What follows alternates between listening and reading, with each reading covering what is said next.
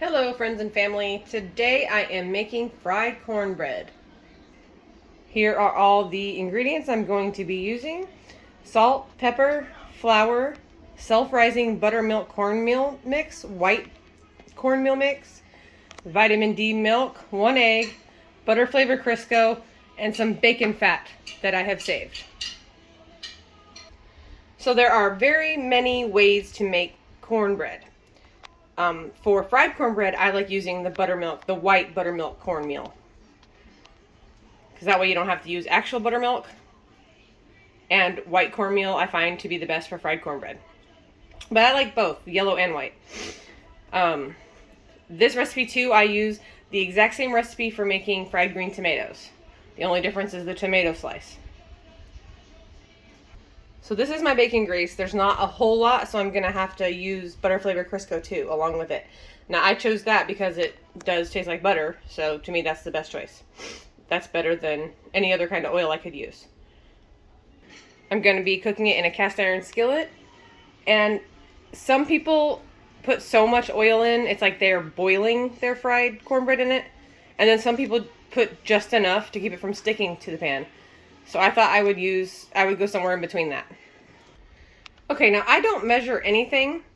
So it's just me and my husband. So that's the cornmeal. It's about how much cornmeal I'm using. And then after that, I do about 3 parts cornmeal to 1 part flour. You don't need a lot of flour for fried cornbread.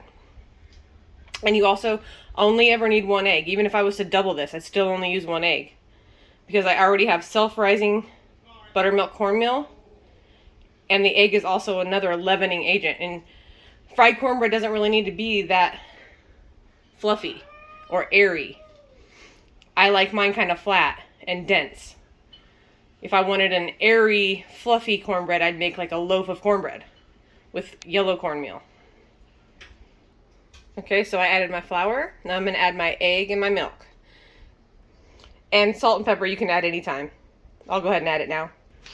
And I just keep adding milk until it's about a pancake batter consistency, to where it runs off the whisk, doesn't stick to it, but no thinner than that.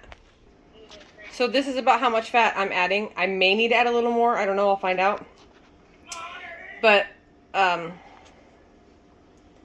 on.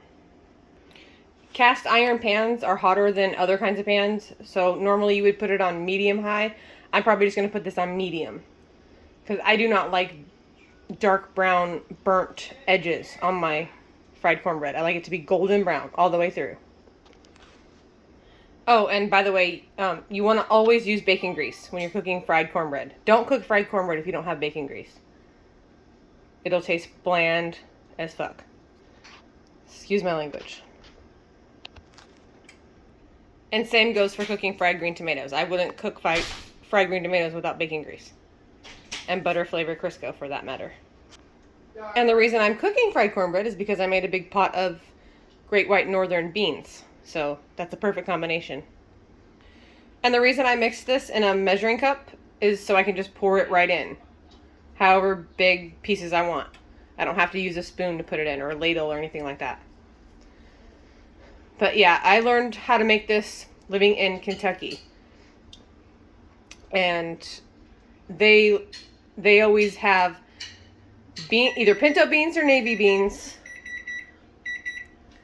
pork chops, fried cornbread, and fried potatoes. I did not make fried potatoes because I thought that was a little bit much for 2 people. So, and my husband's not a big fan of potatoes anyway. But that is a delicacy in Kentucky and Tennessee. And there's lots of different names for this fried cornbread. Let's see if I can remember them all. You've got ash cakes, Johnny cakes, journey cakes, hoe cakes, corn pone. And that's all I can remember right now. And how you tell if your oil is ready is you just put a couple drops of your batter in, and if it starts sizzling, then it's ready. So here's my first batch. These 3 over here, I got a little bit too thick, so I added a little more milk, and that's what that is. They're all going to be good, though. And there we go. after I turned them. See how it's all golden brown, no burnt anything? Those little black dots on these two are from the bacon that was in the bacon grease. But I really like this one the best. That's how I like my fried cornbread. That's perfect. And you're just going to transfer them onto a plate lined with paper towels, just like you would with bacon.